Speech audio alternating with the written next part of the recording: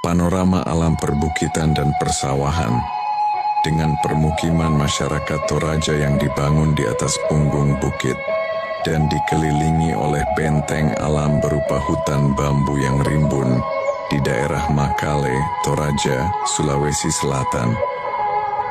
Foto ini didokumentasikan sekitar tahun 1930 yang bersumber dari Leiden University Libraries.